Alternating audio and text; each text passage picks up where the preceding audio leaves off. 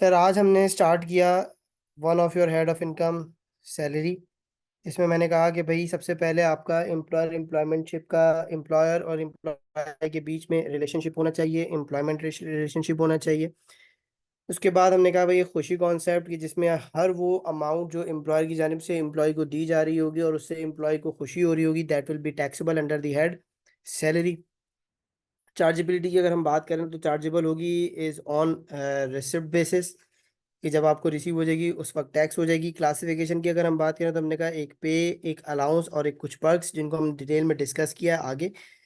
पे में हमने कहा भाई बेसिक पे, वेजेस, लीव पे, payment leave of leave, bonus, commission. कौन सा जो भाई आप मेडिकल रिप्रेजेंटेटिव को जो एम्प्लॉयमेंटशिप रिलेशनशिप होने की वजह से जो आप कमीशन पे कर रहे होते हो वो आपकी सैलरी है।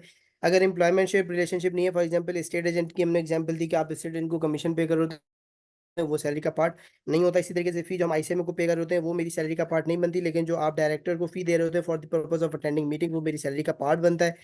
फिर हमने कम्युनिटी अलाउंसेस की बात की तो हमने कहा allowances are fully taxable unless they are provided specifically to perform official duties. लेकिन उस ऑफिशियल ड्यूटीज के लिए भी कुछ एक्सेप्शंस दे दी गई हैं कि अगर आपको मंथली सैलरी दी जा रही है, मंथली सैलरी में अलाउंस दिया जा रहा है, तो वो आपकी सैलरी का पार्ट बनेगा। और अगर फिक्स परसेंटेज ऑफ सैलरी के नाम पे अलाउंस दिया जा रहा है तो वो आपकी सैलरी का पार्ट बनेगा।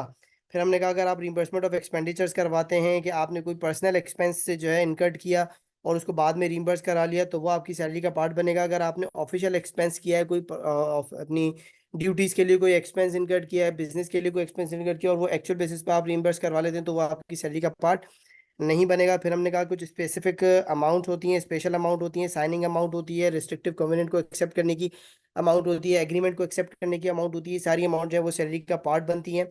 अगर आपको टर्मिनेशन के वक्त रिडेंडेंसी लॉस को जो है वो कवर करने के लिए कोई अमाउंट दी जाती है, गोल्डन हैंडशेक दिया जाता है, तो वो भी आपकी सैलरी का पार्ट बनता है। उसके लिए ऑप्शन मौजूद होता है एक टैक्स पेयर के पास कि वो चाहे तो एवरेज रेट पे उसको टैक्सेबल करवा ले। एवरेज रेट किस तरीके से निकलेगा? 3 years of tax liability divide by 3 tax years taxable income. फिर हमने कहा भाई पेंशन जो है वो भी आपकी सैलरी का पार्ट बनती है। पेंशन के वक्त हमारे पास सवाल आया था कि सर पेंशन तो आईएफओएस में भी जाती है, तो हमने कहा कि भाई पेंशन के रिटायर होने के बाद अगर एक बंदा जो है कंटिन्यू रखता है अपनी एम्प्लॉयमेंट को, तो उस केस में जब उसको पेंशन मिल रही होती है तो वो सैलरी में जाती है। और अगर आफ्टर रिटायरमेंट अगर वो जॉब नहीं कर रहा और पेंशन मिली तो वो आईएफओएस में जाएगी। फिर हमने कहा कि भाई एक कॉन्सेप्ट डिस्कस किया कि वेदर सैलरी एम्प्लॉयर की जानिब से दी जाए, उसके एसोसिएट बीवी बच्चों की जानिब से दी जाए, उसकी किसी थर्ड पार्टी की जानिब से दी जाए, ट्रीट किया जाएगा कि सैलरी एम्प्लॉय को दी गई है। इसी तरीके से एम्प्लॉय को मिले, उसके एसोसिएट को मिले या उसकी किसी थर्ड पार्टी को मिले, तब भी यही ट्रीट किया जाएगा कि सैलरी एम्प्लॉय को रिसीव हो चुकी है। फिर हमने कहा कि भाई परक्विजिट क्या होते हैं? Allowance is a benefit in cash. ठीक है, वो हमेशा एक स्पेसिफिक अमाउंट होती है कैश में। और परक्विजिट जो है वो बेनिफिट इन काइंड होता है।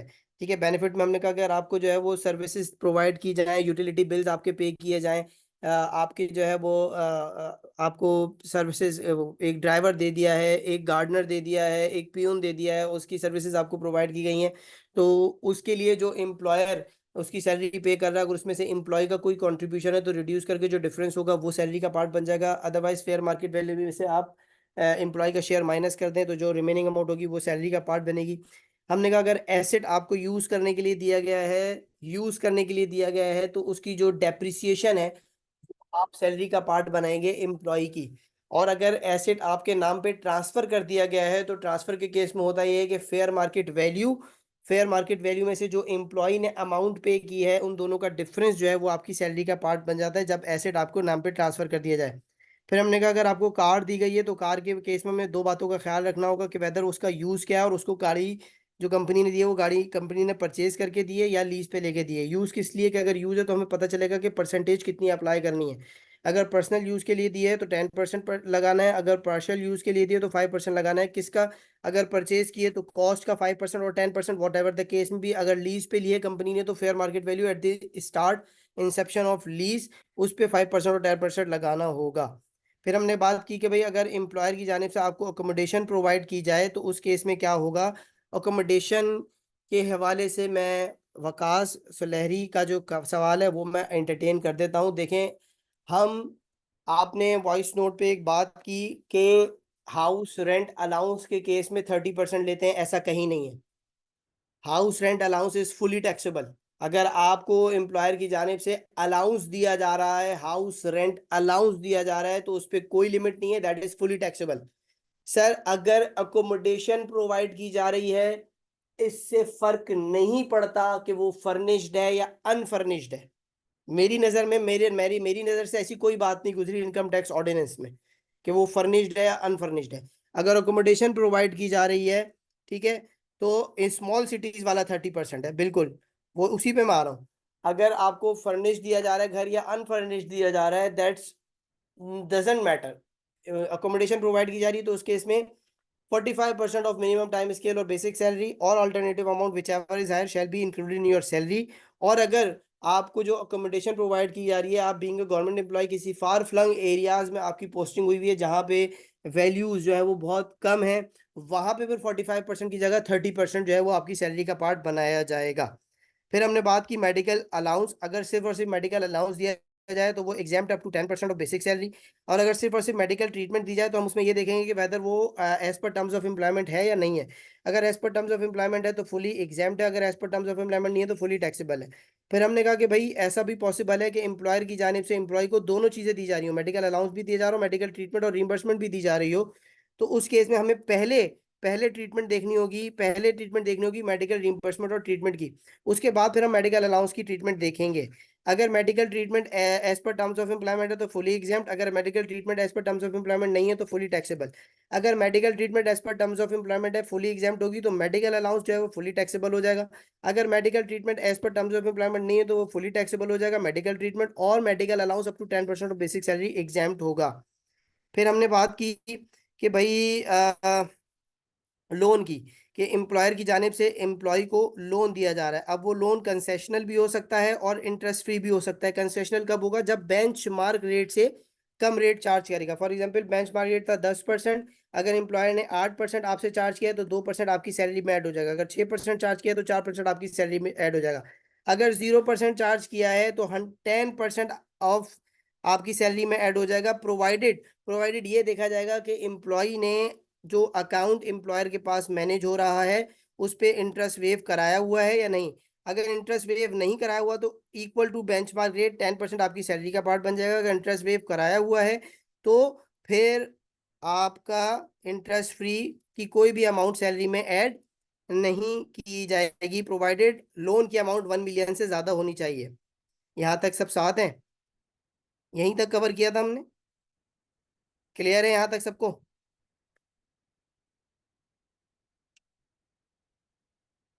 अब हम बात कर रहे हैं, अच्छा पहले एक और चीज पहले एक और बड़ी इंपॉर्टेंट कनेक्टेड चीज। सर फॉर एग्जाम्पल आपने कंसेशनल लोन लिया या इंटरेस्ट फ्री लोन लिया, गौर से सुनिएगा मेरी बात और मुझे जवाब दीजिएगा। अगर इंटरेस्ट फ्री लोन लिया तो आपने या तो इस केस में अपना 0% टैक्स करवाया होगा, किस बेसिस पे? कि आपने अपना अकाउंट जो है उस पे भी इंटरेस्ट वेव कराया हुआ है, ठीक है। या फिर आपने इस पे 10% टैक्स करवाया होगा, राइट? ऐसे ही है। और कंसेशनल में आपने क्या किया होगा? बेंच मार्क रेट का जो डिफरेंस होगा, बेंच मार्क रेट से जो एक्चुअल चार्ज का डिफरेंस होगा वो आपने टैक्स करवाया होगा, ऐसा। अब वो 2% भी हो सकता है, वो 4% भी हो सकता है, वो 6% भी होता है हो सकता है, डिपेंडिंग कि आपसे चार्ज कितना गया है। अगर 8% चार्ज किया गया है तो 10 में से 8 - 2 से टैक्सेबल हो जाएगा।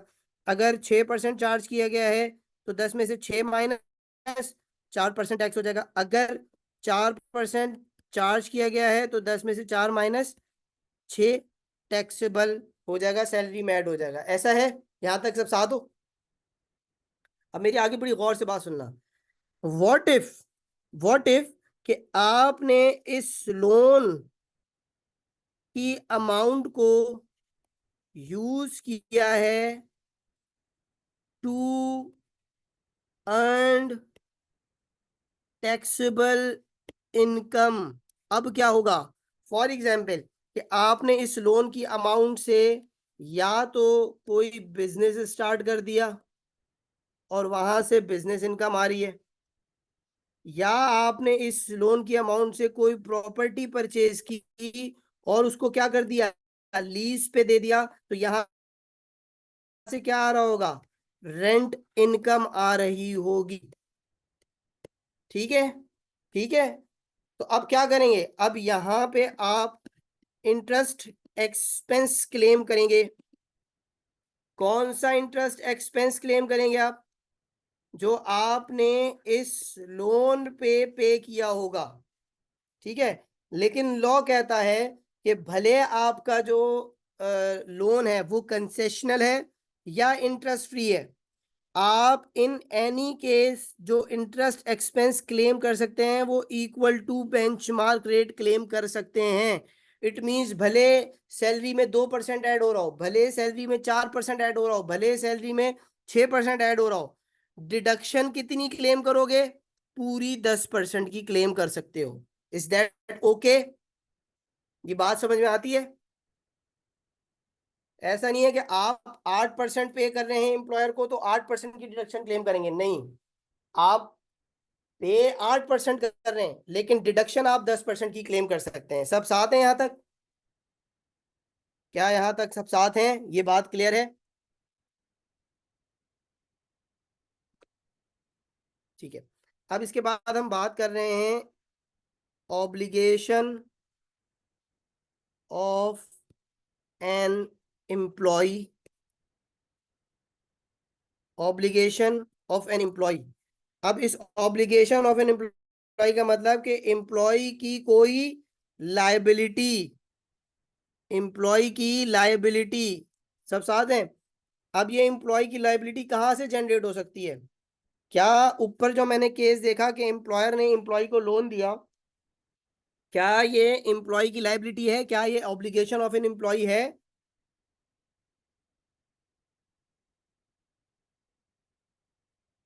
यस।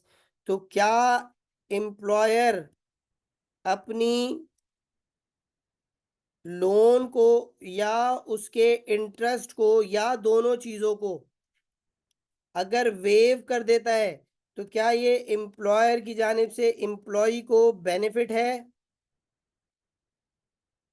यस।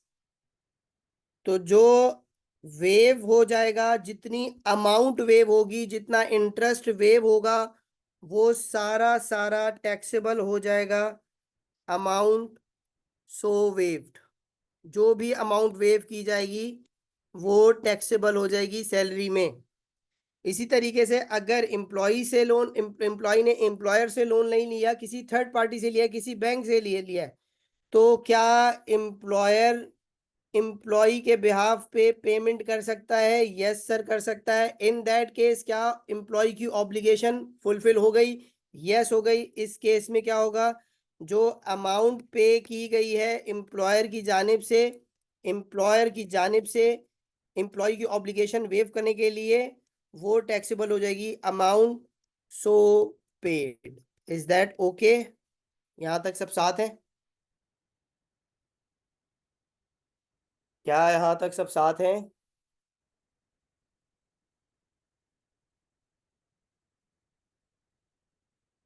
कोई ऐसी चीज जो रह गई हो, हमने कवर ना की हो सैलरी से? प्रोविडेंट फंड और ग्रेचुटी के अलावा, वो सब मैं आ रहा हूँ, उस पर आऊंगा मैं। बट यहाँ तक हमने सारी चीजें कवर कर ली हैं। आज मैं बहुत इंपॉर्टेंट चीज भी बताऊंगा आप लोग को, आखिर तक सेशन लेना है, which is tax on tax. ठीक है, आई बिलीव के शायद बहुत से लोगों को टैक्स ऑन टैक्स में प्रॉब्लम होती है। ठीक है, तो यहाँ तक सब साथ हैं? यहाँ तक आई डोंट थिंक कि मैंने कोई चीज, कोई स्टोन अनटर्न छोड़ा है। सारी चीजें कवर कर ली है मैंने। सैलरी का सेक्शन 12 और 13 हमने कवर कर लिया है। क्या यहाँ तक सब साथ हैं? कोई मसला? अगर यहाँ तक किसी की कोई क्वेरी है तो प्लीज मेंशन कर दीजिए।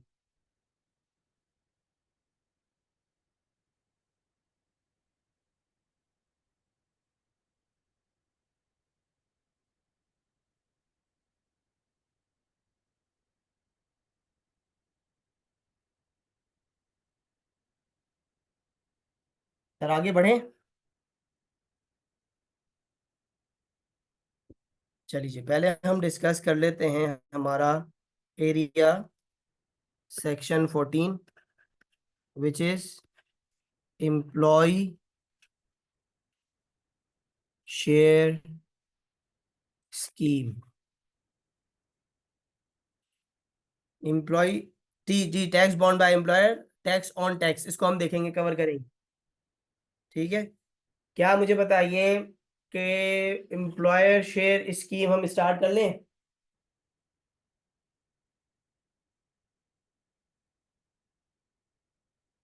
जी सर, एम्प्लॉयर शेयर स्कीम में होता क्या है भाई? एम्प्लॉयर की जानिब से एम्प्लॉय को एक ऑप्शन दिया जाता है कि फॉर एग्जांपल कंपनी के शेयर की फेयर मार्केट वैल्यू है लेट से कोई 50 रुपये पर शेयर। ठीक है, एम्प्लॉयर की जानिब से एम्प्लॉय को ऑप्शन दिया जाता है कि भाई आपको हम 500 शेयर्स दे रहे हैं एट ₹20 पर शेयर। ठीक है, अच्छा ये ऑप्शन फ्री ऑफ कॉस्ट भी हो सकता है। ये ऑप्शन ऐसा भी हो सकता है कि ये ऑप्शन आपको दे रहे हैं जिसमें आप 500 शेयर ₹20 पर शेयर के हिसाब से खरीद सकते हैं, लेकिन इस ऑप्शन की कीमत जो है वो ₹1000। ठीक है, कोई अमाउंट भी स्पेसिफाई की जा सकती है, कोई अमाउंट भी चार्ज की जा सकती है और ऑप्शन फ्री में भी दिया जा सकता है। यस और नो?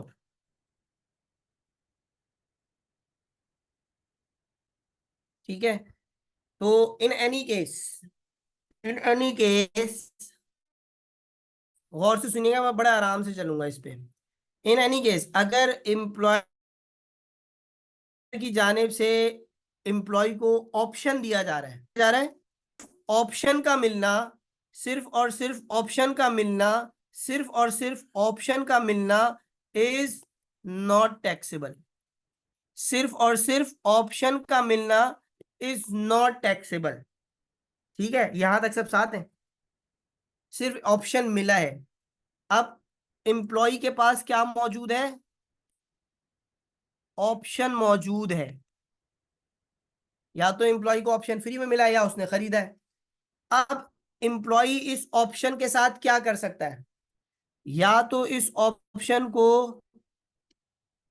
डिस्पोज करेगा, बेच देगा, मैं नहीं खरीद रहा शेयर्स, या इस ऑप्शन को क्या करेगा?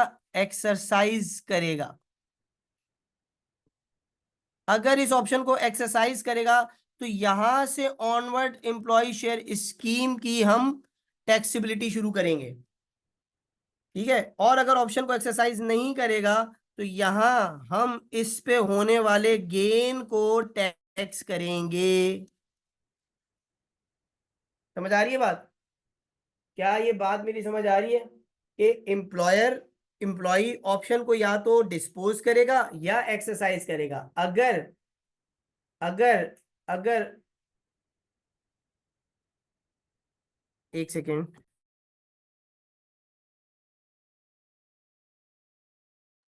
अगर एम्प्लॉय ऑप्शन एक्सरसाइज करता है तो फिर हमें ये देखना है कि वेदर ये शेयर्स जो दिए गए थे ये विद रिस्ट्रिक्शंस थे या विदाउट रिस्ट्रिक्शंस थे। भाई मैं कनेक्ट कर पा रहा हूं चीजों को, सब साथ हो?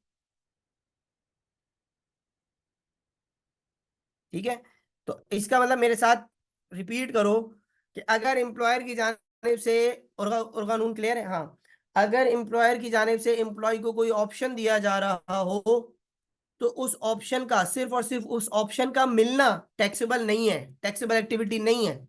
हाँ, एम्प्लॉय उस ऑप्शन के साथ जो रवैया करेगा उस हिसाब से उसकी ट्रीटमेंट होगी। या तो एम्प्लॉय इस ऑप्शन को डिस्पोज करेगा, तो फॉर एग्जाम्पल अगर अगर एम्प्लॉय ने ₹2000 का ये ऑप्शन बेच दिया, सेल प्रोसीड ₹2000 और ₹1000 का इसको मिला था ये ऑप्शन, तो ₹1000 टैक्स हो जाएंगे। या ₹2000 का बेच दिया, फ्री में मिला था, तो पूरे ₹2000 टैक्स हो जाएंगे। ठीक है, और अगर उसने एक्सरसाइज कर लिया ऑप्शन तो फिर अब हम ये देखेंगे कि whether shares are with restrictions है या विदाउट रिस्ट्रिक्शंस है।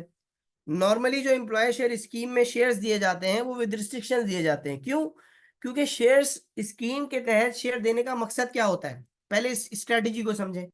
बेसिकली कंपनीज अपने एम्प्लॉयज को शेयर्स देती हैं ताकि कम एम्प्लॉय के माइंड में क्या है, एक ओनरशिप क्रिएट हो।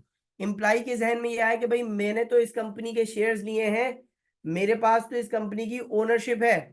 ठीक है, तो अब वो उस पर्सपेक्टिव से इंटरेस्ट लेके काम करेगा कंपनी में कि भाई मैं ओनर हूं। ठीक है, लेकिन लेकिन होता यह था कि अगर विदाउट रिस्ट्रिक्शन शेयर दिए तो एम्प्लॉय शेयर्स लेता था, डिस्काउंटेड प्राइस पे मार्केट पे बेच देता था, तो कंपनी का मकसद ही फौत हो जाता है। कंपनी का मकसद ही फौत हो जाता है कि कंपनी के एम्प्लॉय के जहन में वो ओनरशिप वाली चीज बैठती ही नहीं है। विद रिस्ट्रिक्शन होता है तो कंपनी को पता होता है एम्प्लॉय के पास ये ऑप्शन है ही नहीं कि वो बेचे, कुछ अरसे तो उसको ओनरशिप रिटेन रखनी है और उस हिसाब से उसको काम करना पड़ेगा। ठीक है, तो अगर अगर एम्प्लॉय शेयर स्कीम में शेयर्स विदाउट रिस्ट्रिक्शंस दिए गए हैं, विदाउट रिस्ट्रिक्शंस दिए गए हैं, तो आप क्या करेंगे, सैलरी में ऐड करेंगे fair market value of shares reduce by option की कॉस्ट अगर कोई है, reduce by consideration paid. For example sir मैं कह रहा हूं कि यहाँ ऑप्शन आपने 1,000 रुपए का खरीदा है, फेयर मार्केट वैल्यू मैंने क्या कहा था 500 शेयर्स आपको मिलेंगे, तो जिस डेट पे आपने ऑप्शन एक्सरसाइज किया उस डेट पे आपकी फेयर मार्केट वैल्यू क्या बनी, 500 मल्टीप्लाई बाय कितने की थी मेरी वैल्यू शेयर की, 50 रुपए, कितनी बनी, ऐसे ही है। इसमें से माइनस करते हैं 1,000 ऑप्शन की कॉस्ट, और हमने कहा था भाई 500 शेयर्स आपको मिलेंगे 20 रुपए के हिसाब से, तो कंसिडरेशन आपने कितनी पे की होगी,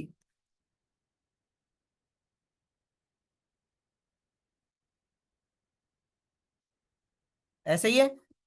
तो बताइए सैलरी में क्या टैक्स हो जाएगा,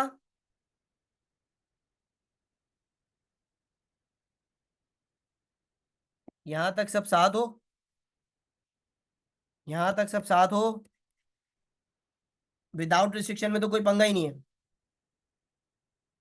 जिस डेट पे, मैं दोबारा रिपीट कर देता हूं, जिस डेट पे आपने ऑप्शन को एक्सरसाइज किया उस डेट पे देखेंगे शेयर की फेयर मार्केट वैल्यू क्या है। ठीक है, अगर 50 हो सकता है 50 से ज्यादा हो, क्वेश्चन में गिवन होगा। उस फेयर मार्केट वैल्यू में से आप ऑप्शन जो कॉस्ट है, मैंने कहा 1,000 रुपए का आपको ऑप्शन दिया था कंपनी ने, आपने उस 1,000 रुपए को माइनस किया, और आपसे कहा था कंपनी ने कि भाई 500 शेयर्स आप खरीद सकते हैं 20 रुपए के हिसाब से, तो कंसिडरेशन आपने पे की होगी ना, कंसिडरेशन आपने पे की होगी 10,000। तो इन दोनों चीजों को माइनस करोगे, इन दोनों चीजों को माइनस करोगे, फेयर मार्केट वैल्यू में से जो डिफरेंस आएगा वो आपकी सैलरी का पार्ट बन जाएगा, टैक्सेबल हो जाएगा। ठीक है, जब सेल की, नहीं नहीं नहीं, जब जब ऑप्शन एक्सरसाइज किया, अभी तो सेल किया ही नहीं, अभी हम सेल पे जाएंगे। और कानून अभी सेल नहीं की, अभी हमने सिर्फ ऑप्शन को एक्सरसाइज किया है, अभी हमने ऑप्शन को एक्सरसाइज किया है, जिस डेट पे एक्सरसाइज किया फेयर मार्केट वैल्यू, जिस डेट पे एक्सरसाइज किया है।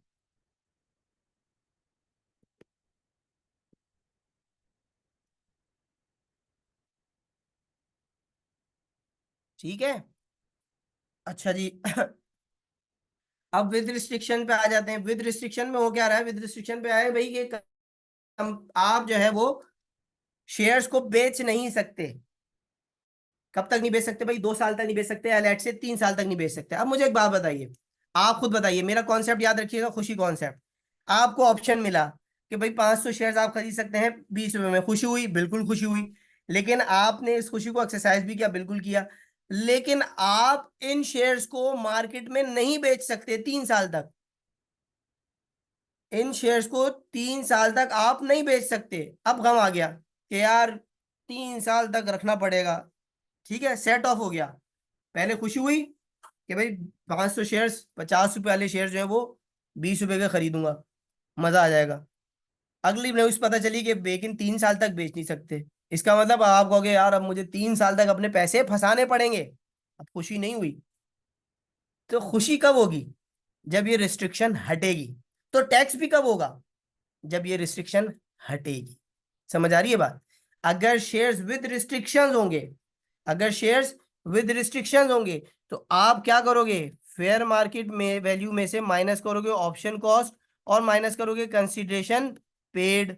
सर ऑप्शन की कॉस्ट और कंसिडरेशन पेड पे तो कोई पंगा ही नहीं है, मसला है फेयर मार्केट वैल्यू पे, कि जब हमारे पास शेयर्स विदाउट रिस्ट्रिक्शन थे तो मैंने फेयर मार्केट वैल्यू कौन सी ली थी, जिस डेट में मैंने शेयर्स मैंने ऑप्शन एक्सरसाइज किया था।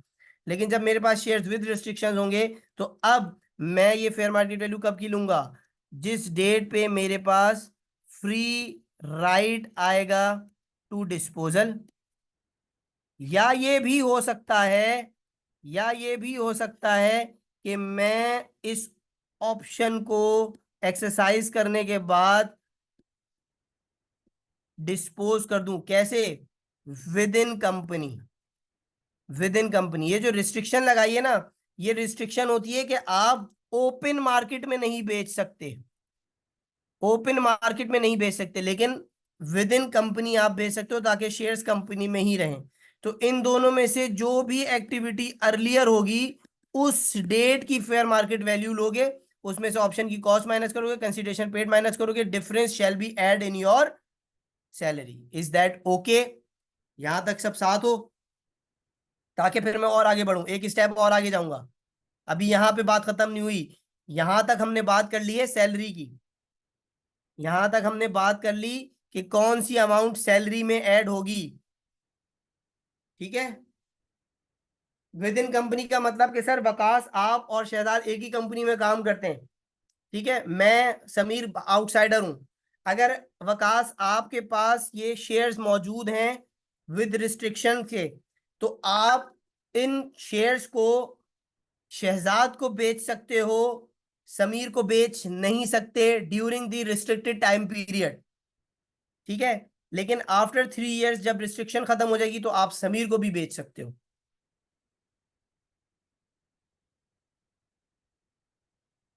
ठीक है सर, आगे बढ़ें, एक स्टेप फर्दर जाएं।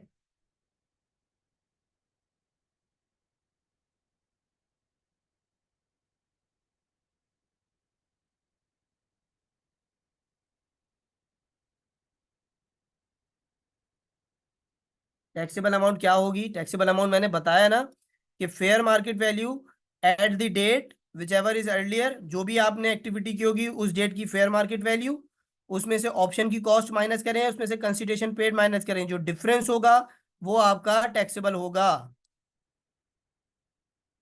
विद इन कंपनी के केस में डेफिनेटली आपने डिस्पोजल विद इन कंपनी किया होगा, इस डेट की फेयर मार्केट वैल्यू, इस डेट की फेयर मार्केट वैल्यू, उसमें से ऑप्शन की कॉस्ट माइनस, उसमें से कंसिडरेशन पेड माइनस, तो जो डिफरेंस आएगा that will be taxable. Okay, यहां तक सब साथ हो और कानून क्लियर है? यहां तक एम्प्लॉय शेयर स्कीम, इसका मतलब हमें ये पता चल गया कि भाई सैलरी में क्या क्या टैक्स होगा। सैलरी में ऑप्शन का डिस्पोजल पे जो गेन होगा वो टैक्स होगा, राइट? सर अगर मैंने सैलरी में मतलब ऑप्शन एक्सरसाइज किया है और शेयर्स मेरे पास विदाउट रिस्ट्रिक्शंस हैं, ठीक है, तो मेरे पास क्या टैक्स होगा? Fair market value minus option की कॉस्ट माइनस कंसिडरेशन पेड मेरी सैलरी में टैक्स होगी। सर अगर मेरे पास शेयर्स विद रिस्ट्रिक्शंस हैं तो मेरे पास fair market value minus option की कॉस्ट माइनस कंसिडरेशन पेड, जो डिफरेंस आएगा वो टैक्स होगा। लेकिन ये फेयर मार्केट वैल्यू कौन सी होगी? Earlier of, earlier of free right और डिस्पोजल, इनमें से जो भी पहले होगा उस डेट की फेयर मार्केट वैल्यू को मैं ऑप्शन की कॉस्ट से और कंसीडरेशन पेड से माइनस करूंगा, तो जो डिफरेंस आएगा वो मेरा टैक्सेबल होगा। यहां तक सब साथ हो?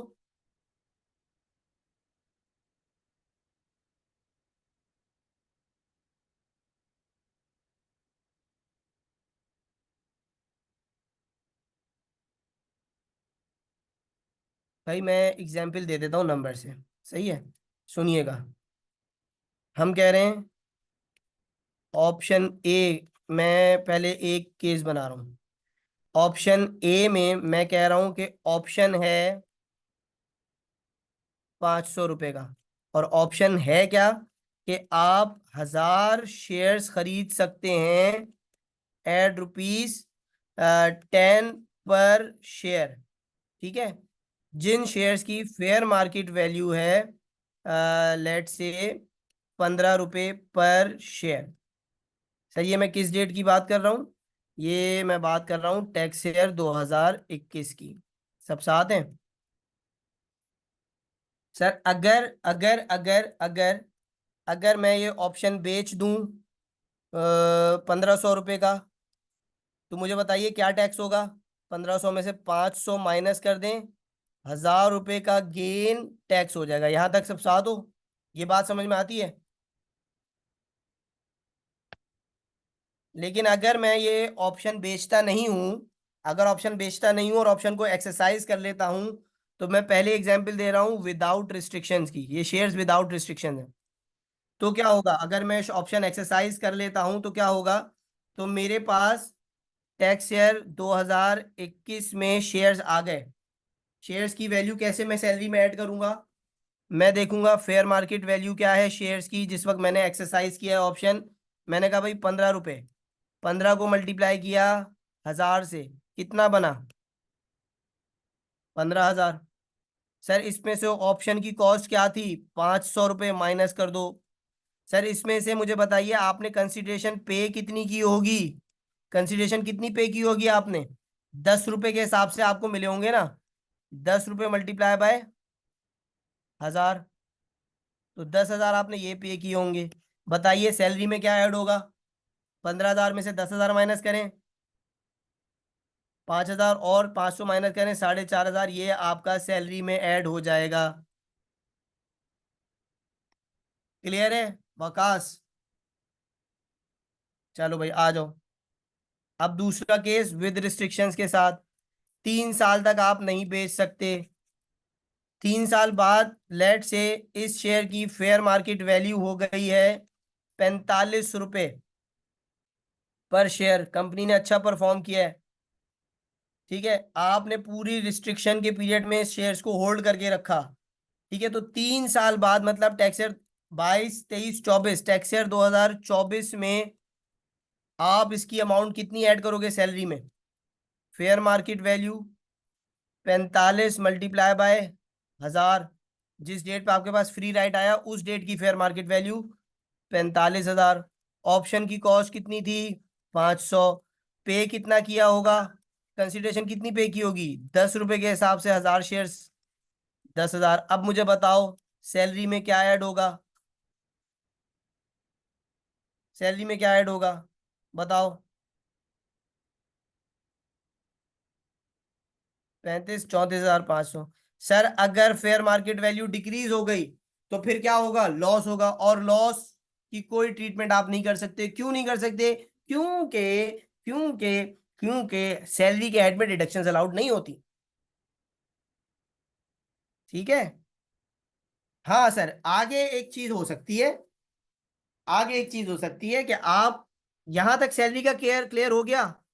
यहां तक सैलरी का क्लियर हो गया मेरे प्यारे बच्चों? बताओ अब आप क्या करोगे? अब आप क्या करोगे? लॉस ऐसे हो सकता है ना कि भाई फॉर एग्जाम्पल 10 रुपए से भी कम का हो जाए शेयर्स, शेयर की वैल्यू 5 रुपए पे चली जाए। आपने 10 रुपए का खरीदा था, 5 रुपए पे चली गई। Just give me a second.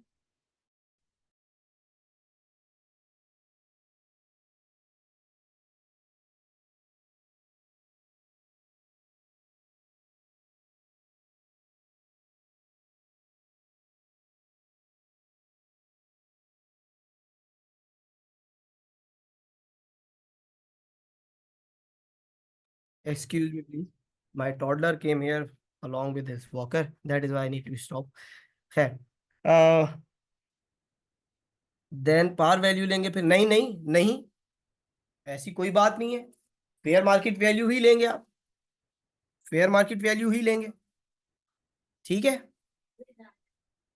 चलिए जी, यहां तक सब साथ हैं। अच्छा अब आगे क्या होगा?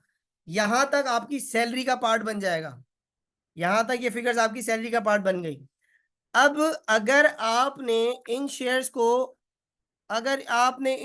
को सोल्ड कर दिया तो क्या होगा? अगर आपने इन शेयर्स को सेल कर दिया तो क्या होगा, बताइए मुझे। अभी तो आपने ऑप्शन एक्सरसाइज किया तो ये ट्रीटमेंट हो गई। अब आपने शेयर बेच दिए तो अब क्या होगा, कोई बता सकता है? अब क्या होगा?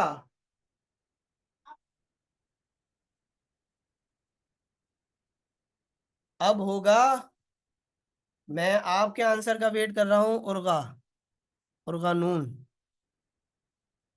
अब कैपिटल गेन होगा। अब कैपिटल गेन होगा सर, अब कैपिटल गेन होगा। ठीक है, अब कैपिटल गेन होगा। और फिर कैपिटल गेन में कैसे ट्रीटमेंट करोगे? पहले तो ये मेक श्योर करोगे कि भाई ये सिक्योरिटीज में फॉल करेगा या अदर देन सिक्योरिटीज में फॉल करेगा। वो तो अब आपने कैपिटल गेन के अकॉर्डिंगली ट्रीटमेंट करनी है। लेकिन कैपिटल गेन में होगा क्या?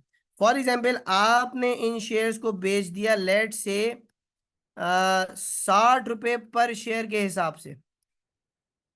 ठीक है, 60 रुपए पर शेयर के हिसाब से बेचा। अब आप कैपिटल गेन कैसे रिकॉर्ड कर रहे हो देख लो। सेल्स प्रोसीड आप लोगे 60 मल्टीप्लाई बाय 1000, 60,000। कंसिडरेशन रिसीव जो आप कह रहे हो वो आपकी ये हो गई। इसमें से आप क्या माइनस करोगे, कॉस्ट। अब देखो कॉस्ट क्या क्या होगी, कॉस्ट क्या क्या होगी। पहली कॉस्ट आपकी ऑप्शन की कॉस्ट जो कि थी 500। फिर दूसरी कॉस्ट कंसिडरेशन पेड जो कि थी आपकी 10,000। तीसरी cost amount added in salary या अमाउंट टैक्स्ड इन सैलरी। जो अमाउंट सैलरी में टैक्स हुई है वो, हमारे पहले केस में विदाउट डिसीजन के केस में अमाउंट कितनी सैलरी में टैक्स हुई थी, 4500, तो ये भी कॉस्ट का पार्ट बन जाएगा कैपिटल गेन कॉम्प्यूट करते हुए। तो अब मुझे बताओ कितनी अमाउंट आएगी जो कि आपकी टैक्सेबल होगी? 45,000 आई गेस। ये बात समझ में आती है? क्या एम्प्लॉयर शेयर स्कीम क्लियर है? असल में ये चीज इधर कंसिडर करने वाली थी कि एम्प्लॉयर शेयर स्कीम में जो शेयर्स आपको मिलते हैं उसमें जो अमाउंट आपकी सैलरी में टैक्स हो चुकी होती है वो भी आपकी कॉस्ट का पार्ट बन जाती है। Is that okay to everyone, clear to everyone?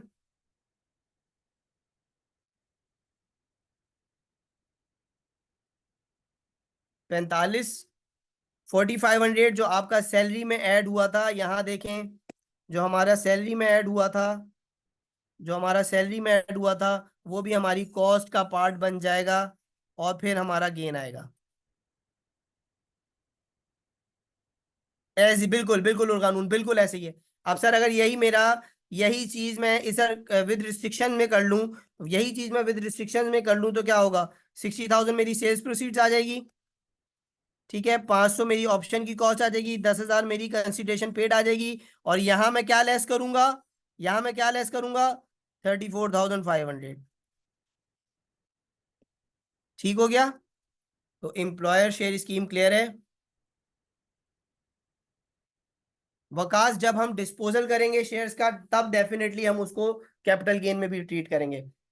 Otherwise जिस टैक्स ईयर में आपके पास शेयर्स आ रहे हैं उस टैक्स ईयर में सैलरी में ट्रीटमेंट की जाएगी। 34,500 कहाँ से आया भाई? विद रिस्ट्रिक्शन में हमने सैलरी में क्या ऐड किया था, विद रिस्ट्रिक्शन में हमने सैलरी में क्या ऐड किया था? विद रिस्ट्रिक्शन की एग्जांपल में हमने 34,500 ऐड किया था ना। क्लियर है यहाँ तक सबको? मुझे प्लीज कंफर्म कीजिए, सबका इनपुट चाहिए।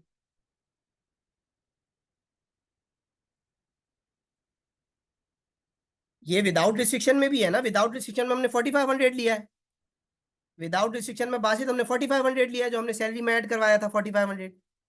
ठीक है,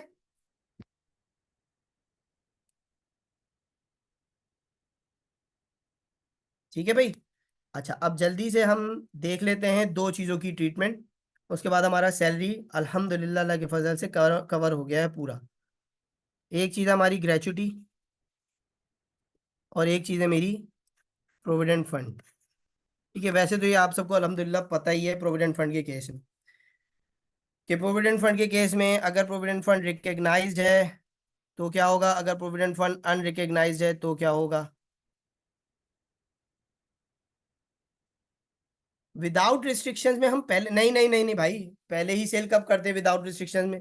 विदाउट रिस्ट्रिक्शन में पहले आपके पास शेयर्स आएंगे, फिर आप मार्केट में बेचोगे ना। इसी तरीके से ग्रेचुटी के केस में भी आपकी एक अनअप्रूव्ड ग्रेचुटी होती है, एक आपकी अप्रूव्ड होती है। अप्रूव्ड में आपकी दो चीजें आती हैं। अप्रूव्ड में आपका ग्रेचुटी स्कीम आती है और ग्रेचुटी फंड आता है। अब मैं चाह रहा हूं कि यहाँ पे आप लोग मुझे बता दो भाई, अगर मेरे पास प्रोविडेंट फंड अनरिकग्नाइज्ड है तो उसकी क्या ट्रीटमेंट होगी। देखिए मैं आपको एक और चीज क्लियर कर देता हूँ। एक चीज ये होती है कि एक तो प्रोविडेंट फंड में एनुअल कॉन्ट्रीब्यूशन होता है, ठीक है। एक इंटरेस्ट होता है जो आपका एनुअल क्रेडिट होता है, ठीक है। एक आपकी टोटल अमाउंट होती है जो आपको मिलती है, ठीक है। तो जब आपका प्रोविडेंट फंड अनरिकग्नाइज्ड होगा, नहीं बात देखें, जब आपके पास शेयर्स आएंगे तब जो आप ट्रीटमेंट करेंगे फेयर मार्केट वैल्यू में से ऑप्शन की कॉस्ट माइनस करेंगे और उसमें से आप उसकी कंसिडरेशन पेड माइनस करेंगे, तो जो डिफरेंस आएगा वो आपने ऑप्शन एक्सरसाइज किया, जो डिफरेंस आएगा वो आपका सैलरी में ऐड होगा। उसके बाद जब आप सेल शेयर्स बेच देंगे तो इन तमाम कॉस्ट को आप सेल्स प्रोसीड में से माइनस करेंगे, जो डिफरेंस आएगा वो कैपिटल गेन में टैक्स होगा, ठीक है। अच्छा जी, अगर मेरे पास प्रोविडेंट फंड अनरिकग्नाइज्ड है तो मैं अनरिकग्नाइज के केस में,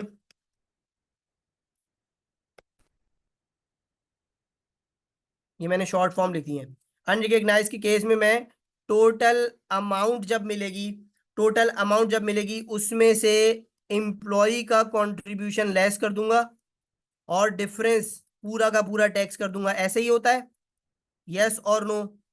प्रोविडेंट फंड अगर मेरे पास अनरिकग्नाइज्ड हो तो जब मुझे टोटल अमाउंट मिलेगी, एनुअली कुछ नहीं देखूंगा, एनुअली क्या हो रहा है क्या नहीं हो रहा है, एनुअली एनुअल कंट्रीब्यूशन क्या है मुझे नहीं पता, एनुअली इंटरेस्ट कितना क्रेडिट हुआ है मुझे नहीं पता।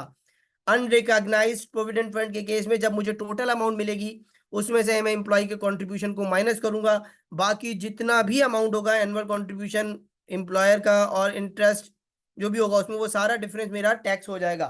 ये क्लियर है। Provident fund unrecognised, unrecognised provident fund clear है।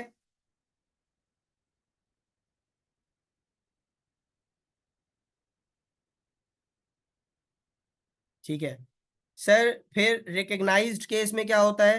रिकग्नाइज्ड केस में एनुअल कंट्रीब्यूशन की ट्रीटमेंट होती है और इंटरेस्ट क्रेडिटेड की ट्रीटमेंट होती है, ठीक है।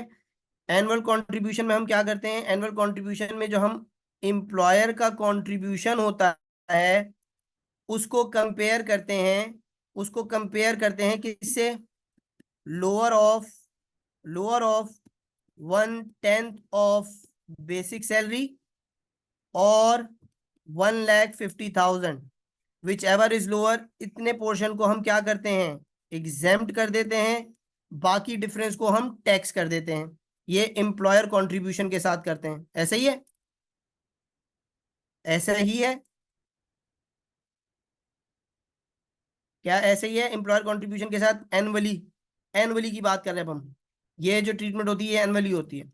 और इंटरेस्ट क्रेडिट के केस में क्या होता है कि जितना हमारा इंटरेस्ट क्रेडिट हुआ होता है उसको हम कंपेयर करते हैं दो चीजों से, दो चीजों से। एक होता है मेरे पास 1/3 ऑफ बेसिक सैलरी और दूसरा होता है 16% ऑफ इंटरेस्ट, ऐसा ही है। इन दोनों के क्या लेते हैं, इन दोनों का क्या लेते हैं, हायर ऑफ या लोअर ऑफ, इन दोनों का क्या लेते हैं, हायर ऑफ या lower of. Sir as per KP book lower of, लेकिन as per income tax ordinance higher.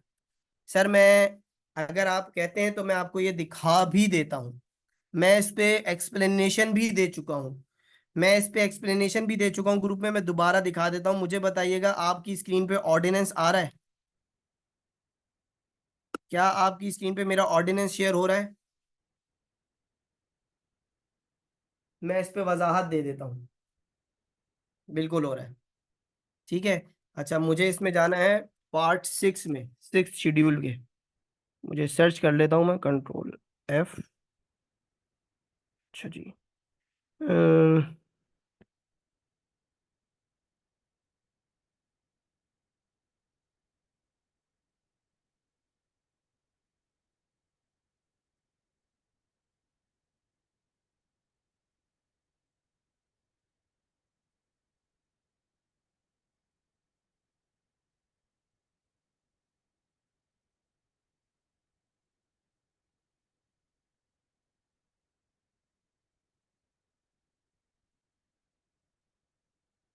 ठीक है जी।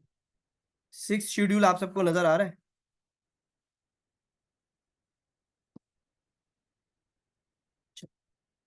यहाँ आ जाते हैं हम, यहाँ आपको मैं दिखा देता हूँ और एक्सप्लेन भी कर देता हूँ जी। सबसे पहले आपकी स्क्रीन पे नजर आ रहा है कंट्रीब्यूशन। क्या कहता है? Contribution made by employer in excess of 1/10 of salary और 150 विच एवर इज लो। यहाँ पे वो स्पेसिफिकली क्या मेंशन कर रहा है? Which ever is low, right. अच्छा, दूसरी दूसरी लाइन आप मेरे साथ पढ़ रहे हैं? दूसरी लाइन में पढ़े मेरे साथ, क्या कहता है भाई?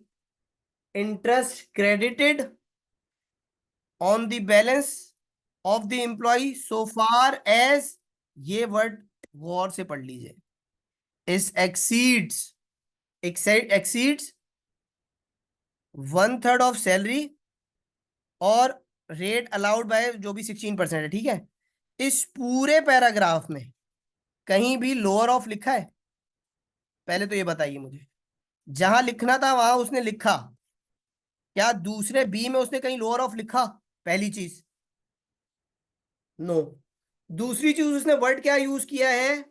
एक्सीड्स 1/3 ऑफ सैलरी और 16%। एक्सीड, जितना एक्सीड करेगा।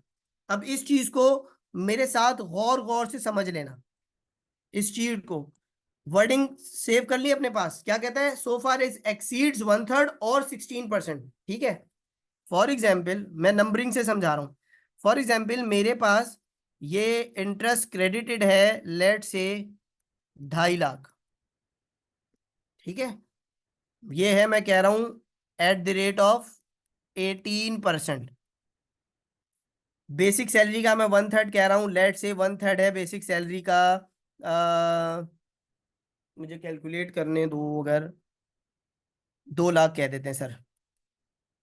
1/3 है आपका 2 लाख, ठीक है। सर 2.5 लाख, 18% का 16% मुझे बताएगा कोई कितना बनता है? 2.5 लाख जो 18% है, इससे 16% मुझे बता सकता है कोई? 2.5 लाख को डिवाइड कर दो 18 से, मल्टीप्लाई कर दो 16 से, कितना आ रहा है? कितना आ रहा है प्यारे बच्चों? मेरे पास कैलकुलेटर नहीं है, आप जल्दी से बताओ।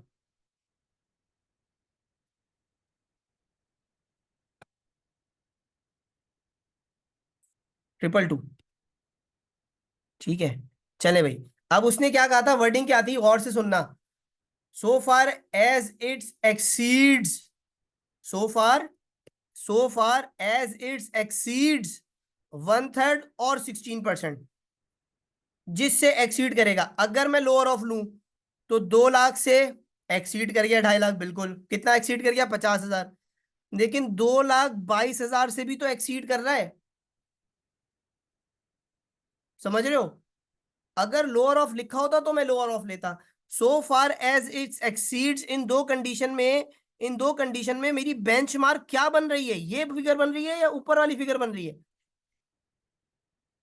2,22,000। दैट इज वाई मैं कहता हूं सो फार इज एक्सीड्स में हायर ऑफ लो, हायर ऑफ से इसको कंपेयर करो, क्योंकि यहां पे फिर वो कंडीशन को मीट कर रहा है। It 2.5 lakh exceeds 2,22,000, 2.5 lakh exceeds 2 lakh, but 2,22,000 उसको रिस्ट्रिक्ट नहीं कर रहा। मेरी बात समझ में आ रही है? लॉ से समझा रहा हूं, लॉ से। देखो, मैं दोबारा समझा रहा हूं। लॉ में वर्डिंग क्या लिखी है? लॉ में वर्डिंग लिखी है, so far it exceeds 1/3, so far as it exceeds 1/3 और 16% ऑफ द अमाउंट, राइट, ठीक है। अच्छा, अगर हम कहते हैं सर हम लोअर ऑफ लेते हैं 1/3 ऑफ बेसिक सैलरी और 16%, पहली बात, लोअर ऑफ तो लिखा हुआ ही नहीं है लॉ में। अभी मैंने आपको लॉ दिखा दिया, ठीक है, शेड्यूल दिखा दिया। अगर मैं लोअर ऑफ ले भी लेता हूं, बगैर लॉ में लिखे हुए और कानून, अगर मैं लोअर ऑफ ले भी लेता हूं, तो लॉ की वर्डिंग क्या कहती है? So far it exceeds, so far it exceeds 1/3 और 16%। तो लोअर ऑफ की बेसिस पे आपने 2 लाख रुपए से इसको कंपेयर किया। आई एग्री कि 2 लाख से एक्सीड कर गया इंटरेस्ट क्रेडिट, कितने से? 50,000 से, राइट।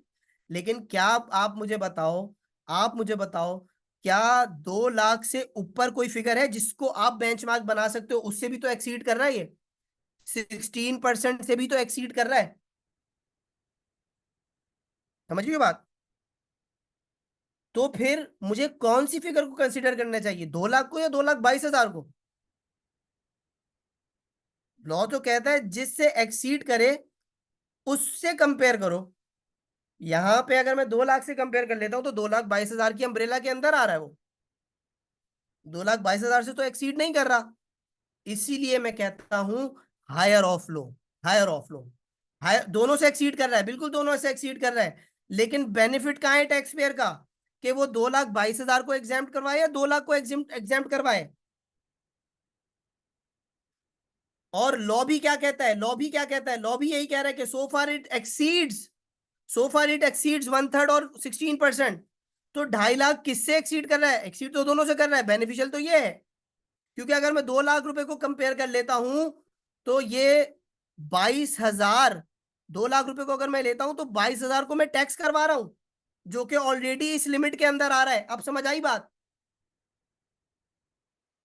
अगर मैं 2 लाख रुपए को लिमिट बनाता हूं तो 22,000 रुपए, 22,000 रुपए एडिशनल टैक्स करवा रहा हूं मैं, जो कि इस लिमिट से आ रहा है, इस एक्सीड, इससे तो एक्सीड नहीं कर रहा 22,000 रुपए। ये बात समझ में आई? ये बात समझ में आती है सबको? मैंने लॉ से कंपेयर किया है, मैं बुक को, केपी मेरे भी उस्ताद हैं, to be very honest. Khalid Petiwala साहब मेरे भी उस्ताद हैं, आज भी मेरी मुलाकात होती है, आज भी मगर मैं उनसे मिलता हूं तो मेरे उस्ताद हैं। लेकिन मैं आपको लॉ से बता रहा हूं कि लॉ में विचएवर इज लोअर नहीं लिखा हुआ, और एक्सीड की कंडीशन ये मीट कर रहा है। Is that okay? ये बात समझ में आ गई है प्रोविडेंट फंड की? चलें जी। अब ग्रेचुटी के केस में क्या होगा भाई? अनअप्रूव ग्रेचुटी के केस में क्या होगा, आप मुझे बताओ।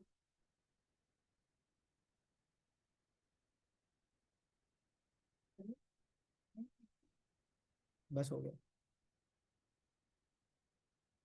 ठीक, ठीक है, अच्छा जी। अनअप्रूव के केस में 75,000, टू द एक्सटेंट ऑफ 75,000 जो है वो एग्जाम्प्ट होता है। स्कीम और फंड के एक केस में फुली एग्जाम्प्ट होता है। अब मुझे थोड़ा सा जल्दी करना पड़ेगा, because I need to reach a place by 10:30, और डेफिनेटली मुझे फिर थोड़ा तैयार भी होना है। तो क्या हम यहाँ पे एंड कर दें आज क्लास को? फिर हम ग्रेचुटी का एक छोटा सा कॉन्सेप्ट है, वैसे तो ग्रेचुटी आप सबको पता ही होगा, उसको हम नेक्स्ट क्लास में डिस्कस करके टैक्स ऑन टैक्स करके फिर आईएफबी स्टार्ट कर देंगे, ठीक है।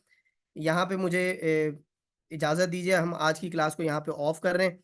आई बिलीव इंशाल्लाह मेरी पूरी कोशिश है और कानून के कल भी हम क्लास लें, ठीक है, मेरी पूरी कोशिश है। चलिए जी, यहाँ पे हम क्लास को आज ऑफ कर रहे हैं। आई बिलीव कि आज सार बहुत सारी चीज़ें आप लोग को क्लियर हुई होंगी। बिल्कुल जैन, इंशाल्लाह ऐसे ही करेंगे, आफ्टरनून पे ही लेंगे, ठीक है। चलिए जी, यहाँ पे हम आज की क्लास को ऑफ कर रहे हैं। चलें जी, चलें, ठीक है जी। चलें जी, जज़ाकल्लाह, thank you so very much. फ़ी अमान अल्लाह, अल्लाह पाक आप सबको कामयाब करे। फ़ी अमान अल्लाह, खुदा हाफिज़।